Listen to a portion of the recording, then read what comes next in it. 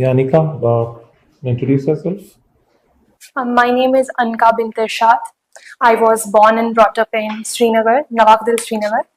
I've done my schooling till class 12 in Kashmir, Harvard Educational Institute. Post that, I went to Delhi for doing my undergrad. I've completed my graduation in political science and economics from St. Stephen's College, University of Delhi. And this was my first attempt at this exam. And yes, the first interview. Additionally, my optional subject is political science and international relations. So, what was the reason for going? Like you had medical subjects, and then you went for arts. So, what was the reason for change? Sir, I think in class 10th, when I chose my subjects, which were like physics, chemistry, and biology, I think I didn't have that exposure. I felt that this is something that I'm good at, and probably this is what my inclination is, what my calling is. But afterwards, I realized that I think I'm more inclined towards the political science and international relationship, and that was something that was there in the 12th grade itself. Till 12th grade, I studied rigorously physics, chemistry, and biology, but post that, the counseling sessions that I attended and the inclination that I found, I was like that probably doctor is not a profession that is suitable for me, so I might have to change my subjects. Okay. So, between economics and political science, which is your favorite subject? Political science, sir. Sir, I think it is very much relatable. I can see it everywhere, and I can experience whatever I read in that subject. That is something I can relate to the most in and apply that in the geopolitical scenario. So I enjoy that. Okay. So, who is your favorite political thinker? Sir, I would say it would be Hannah Arendt. Okay. And why? Sir, Hannah Arendt was the first female thinker, and having a female political thinker, it was quite a new thing in that era, and having that courage to stand and like put up her views in the domain which was predominantly male dominated, it was quite a good thing. She inspires me a lot. Okay. So, do you think democracy is good or bad, or what do you think about it? Sir, I would say the form of government that we see, whichever form of government that we see, I think it becomes a necessary evil. Though democracy is the best of all that we have in the Lord. We cannot say that it does not have the loop sides, but comparing with the other forms of governance or like other forms of government, I would say that democracy should be hailed and should be the one that one should practice. Okay. So, आपने economics पढ़ी है graduation में? ये आदम Smith की theory of growth क्या है? What is the theory of growth? Adam Smith. Adam Smith. So Adam Smith is called as the father of capitalism, open market, free hand. That was something that he gave, and he was like that the market factors are essentially determined by the demand and supply. Where the demand meets the supply, that is what the equilibrium is. And how it is different from the theory of growth of John Maynard Keynes? I would, sir, there is a classical difference between the two. Like Adam Smith, if we talk about, he is the one who focuses entirely on the capitalism. Even in the John, the one that you are referring to, Keynes, I suppose he was not that much, like inclination was towards the market factors being determined by the demand and supply, but somehow he was not as much as capitalistic as Adam Smith was. There is a concept of John Maynard Keynes in the economy, which says the economy has increasing returns, then constant returns, and then decreasing returns. Yes. So essentially, it is related with the concept of the growth. So essentially, first of all, when we experience growth, we see the upward trajectory of it, and after some times the stability comes in the economy, and we do not see the upward trend because it's quite an equilibrium, and we do not there is stagnation essentially. And post that, if we do not see, so the growth is determined by certain set of factors. I would say when you see in the growth factors, the growth parameters that we are talking about, and you say like as he mentioned about the downward trend, that would essentially emanate when the economy would be at its equilibrium, and post that more employment would not be generated, because at equilibrium output would be equal, like supply would be equal to demand, and post that it would be a little difficult to push it because there would be other factors determining it. What is the importance of labor in Marx's concept?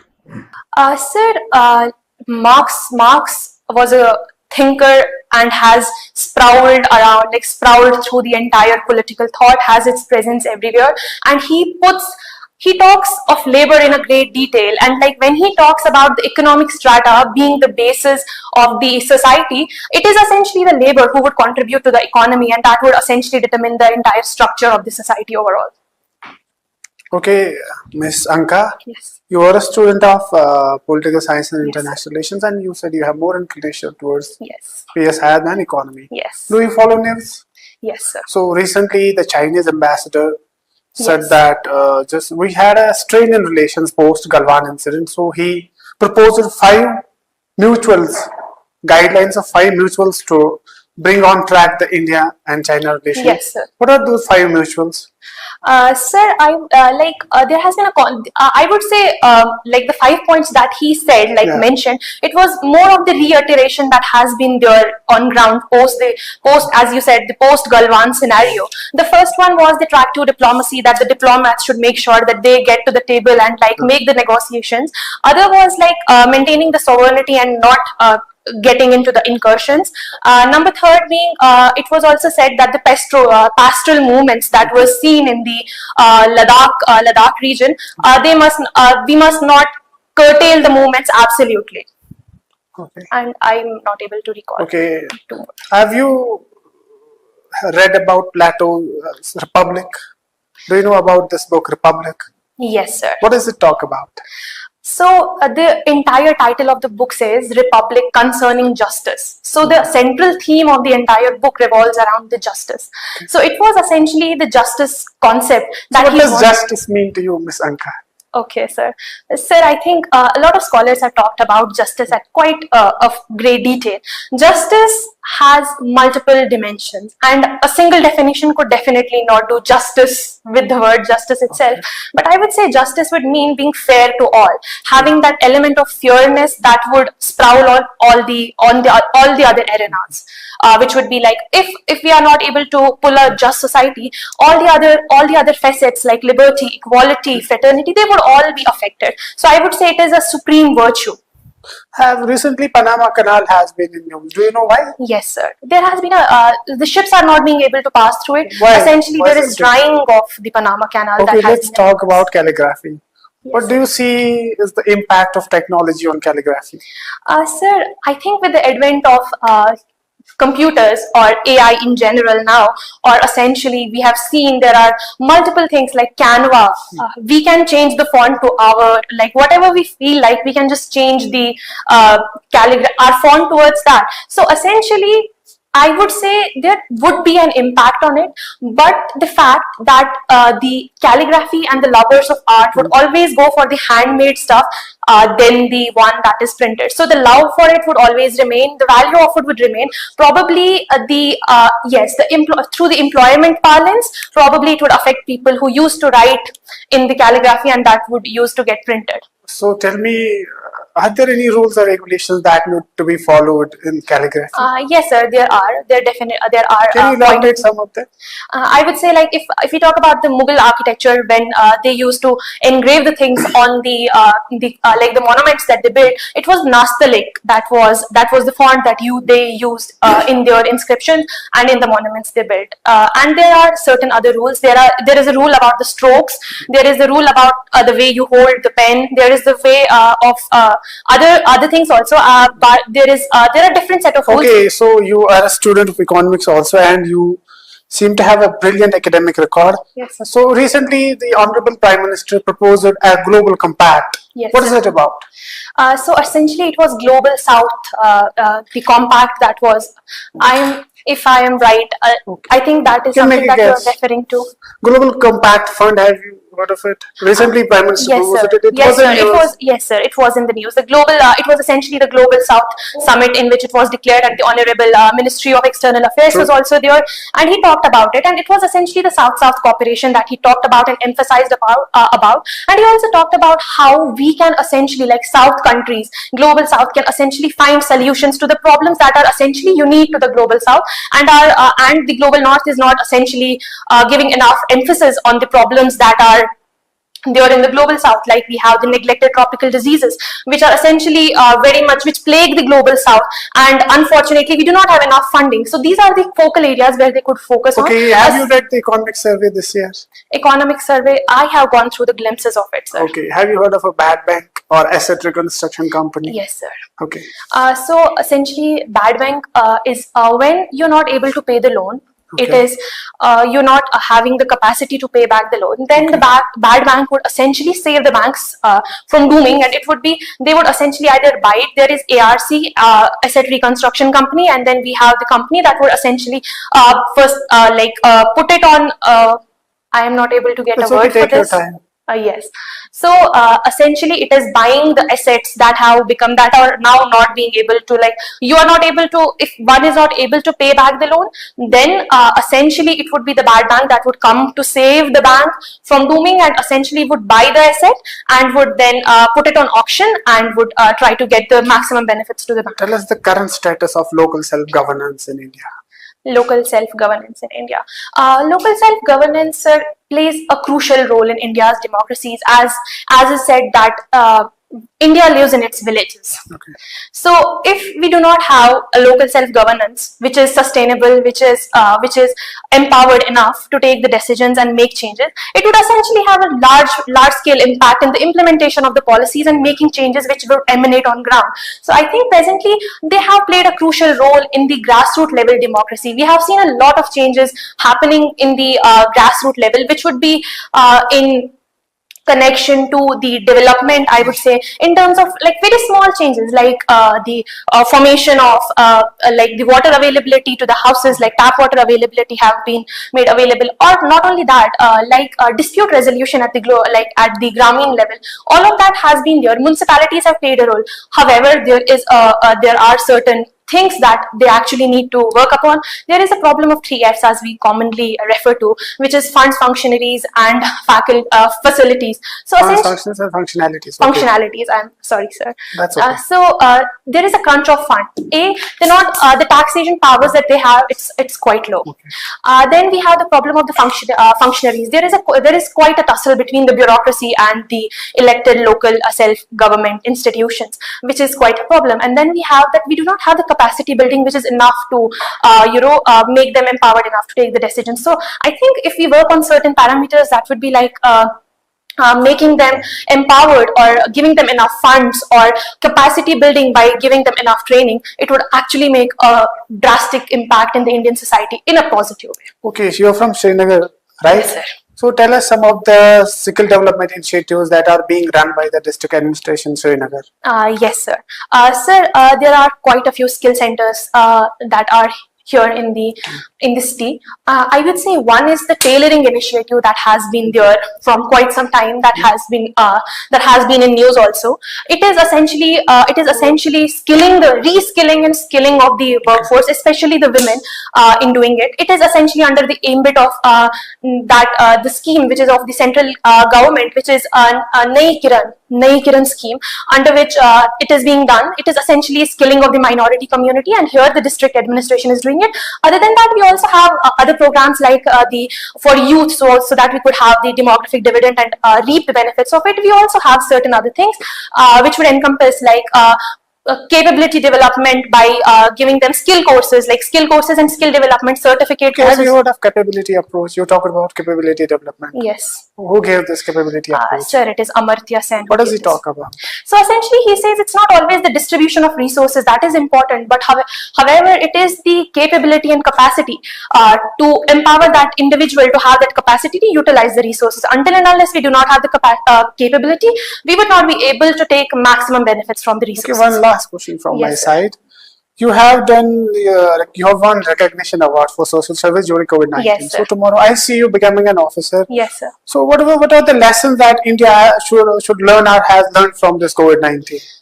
Sir, there were multiple lessons that not only the state of India learned, but also we as individuals learned. I would say the number one, how we have to increase our health expenditure. The increase in the health expenditure, we saw how at the infrastructure level, there is quite a lacuna that we have to fill. And other than that, we have to talk about, we also learned the lesson of compassionate capitalism, which is very, very essential, because we saw there were certain reservations which were made for the elite class, unfortunately, the use of power, and there were people who were dying, there were people in line for getting their beloveds cremated, which was quite unfortunate. I think on all these parameters we need to learn. Other than that, compassionate capitalism in line through the parlance of the loss of jobs that happened during the COVID, we saw that how people were laid off, there was no social security. So essentially the social security factor was also there. Other than that, the food security that has to be taken care of, that was also one thing. Other than that, economic parlance, there was quite a big debate on universal income, basic income that should be given, because COVID essentially pushed a lot of people below poverty line. So I think these are the lessons. Thank you, sir. Anqa, what is more important, intelligence or knowledge? Ma'am, I think these are two facets of the coin. I would say they are complementary to each other. Intelligence in one place is a good thing. Intelligence could be a marker of one's own genius, which could be at individual level. However, the knowledge is something which reflects different dimensions. Like it reflects how much you have acquired from the society, from your family, from the persons you are being with. So that reflects probably if there is a lack of knowledge or there is a problem with knowledge, that reflects the problem with the society at large also, that we as the state or institution or the school have failed to impart that in the younger generation. However, intelligence is something that is very personal and very individualistic and can develop at an individual level. So do you feel you're intelligent or you have knowledge? Ma'am, I think I am a student and would always remain. So I would try to acquire the knowledge to further my intellectual capabilities. All right. Tell me 3 situations where you would like to lose rather than win. If it would come to my parents and to see a smile on their face, and it is something that I would have to lose, probably at that point of time, I would give my arm and a leg and would lose it at any capacity. And number 2, if there is a problem of equity at that time, if I have to lose something to make sure that it gets to the larger benefit of the society, at that time I would be more than happy to lose that. Plus, I think if it's an ego tussle, then I would definitely lose that ego tussle with me. Thank you so much. I have a few questions. One is you are into politics and economics both, and both are quite interrelated. So I want to know that there is a chance of a big depression or a recession coming. So I want like 2 questions in that. What happened in 1929, and do you think that a similar recession is going to come or not? It was the global depression, essentially the global economic crisis that happened back then, and it had the ramifications on the entire. What was the reason for that recession? Firstly, there were world wars the World War was there, so that was something that emanated to it, and plus there was the Great Depression. It was a Great Depression period. There were social, economic and political reasons. What was the reason for that, apart from war? Apart from war, I am not able to recall it exactly. Have you heard about like economist who said that supply creates its own demand? Yes, sir. I have read this quote, supply creates its own demand, yes. So do you think it was related to that? Or you have not gone through that? I haven't gone through that. I will definitely want to read about it. Okay, so what do you think, that are we in similar position or not? I think times have changed. Every situation essentially emanates from the times we are living in. So this time we see geopolitical contestations. We see alliances. We see a lot of stuff going on. If we take the example of India focuses on its strategic autonomy. or there are similar initiatives have been taken by other countries as well to ensure that there is supply chain resilience. So I think the impact, of course, is going to be there because we live in a hyper globalized world and like it's a global village. Ramifications are going to be there, but I think I would say the impact at the level would be a little different because I can draw the comparison like the impacts on India. If we talk about it, could be layoff of the employees, laying off of the employees by the big MNCs, because essentially there are a lot of MNCs working here. Then there could be the effect on the supply chains. There could be. Okay, how, like, just a related question. What do you know about debt economy and how a currency created in a system? Can you please repeat it? What is debt economy and how currently the currency is created in a system? Sir, essentially, a currency has been used as a force not only of an exchange but of the manipulation in the world market. If we see, so I would say a lot of export and import that we see in the world is determined by the economy, and we see how the manipulation in the economy, like we just asking how currency is created in a system. Acha, how it's created in the system. So it is the central bank of the country which essentially creates it, and it has the powers which it derives from the RBI. It like prints that, but what is the process? So there is essentially the reserve, which along which we hook it to. There is we peg it to a certain parameters. What is the role of fiscal deficit in currency creation? Fiscal deficit, we have to. So fiscal deficit essentially does play a role in the. As you said, money creation, because if we if we print more money, it is going to impact and has an inflationary effects, and once we have the inflationary effects, it is eventually people are going to borrow more, essentially increasing the fiscal deficit, or government would have to come down on them and provide them with the. I'm asking what is the role of fiscal deficit in currency creation, not vice versa. Okay, sir. So fiscal deficit, and if I can get a moment to think about it, sir. Fiscal deficit. So essentially, sir, fiscal deficit, we have to peg fiscal deficit against the GDP of one country, and like there are certain parameters on which the money supply, like it is the money supply that would determine how much the currency would be created, because we have certain parameters that we peg it to. So GDP definitely has a role in it. If there is a widening of the fiscal deficit, then probably there would. Okay, yeah, leave it. Last question. Do you think you are scientific, and is our country scientific at large or unscientific? Sir, I would say there is no single standard answer to this. I would say there are. I'll just give an example. There was COVID thing was going on. People said there is a problem, and everybody believed it. So, do you think that was right or wrong? There are a lot of people who went for vaccinations. Now they are saying the vaccinations are not good. And government even enforced that, and most of the people never questioned that. So do you think that was a scientific behavior or unscientific behavior, and include yourself into that? Yes, sir. Firstly, I would want to get the constitutional parlance into it. I would say to build the scientific approach towards it and have the scientific temperament is something that our DPSPs talk about and they emphasize on. I would say this becomes really important for a country like India, which is as vast and as diverse as India. The rationality factor definitely is there, but unfortunately, there is a lot of miscommunication and misinformation and disinformation that we see via the social media, and that also plays a significant role in creation of the misinformation, thereby affecting the rationality of the masses at large. However, if we see a certain selected population of a country, if we talk about them who essentially belong to the upper strata or probably have the educational qualifications and have studied that is also something that determines their scientific outlook towards the society. Okay, if I'll talk about you only, you have studied from St. Stephen's, you are the heart of the country, the national capital.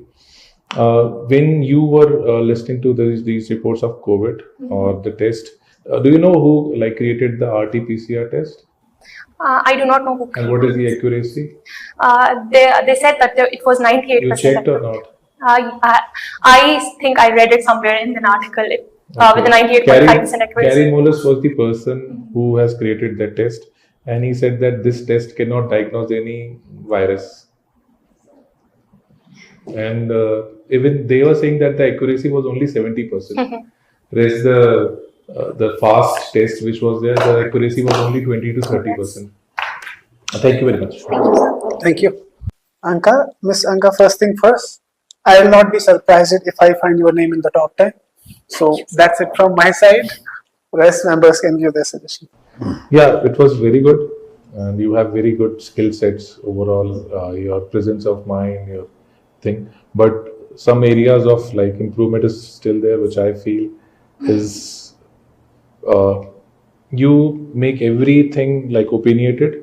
उसको थोड़ा सा कम करके facts पे भी बात हो जाए, because I was asking something else and you took it somewhere else. So जो उस पर थोड़ा सा और गहराई से जाइए, जैसे भी फिजिकल डेफिसिट की बात कर रहा था, you are not able to understand what exactly fiscal deficit, how currency is created, how the world is like depression में कैसे जा रहा है या क्या जा रहा है, ये सब चीजें जो है थोड़ी थोड़ी. So you need to work on these, otherwise मतलब you are flawless. हाँ, बट ये बोलूँगा थोड़ा सा स्पीड धीरे कर दीजिए, ठीक है. because you never know कि पैनल में कई लोग हो सकते हैं, वो उनको समझ में ही ना आए. Yes, sir. तो थोड़ा सा अगर आप थोड़ा सा ठहराओ. आवाज में कम नहीं करना है, ठहराओ. स्पीच कम करनी है. Yes, sir. I will definitely work. और जो मैंने 5 visuals का पूछा था, I was expecting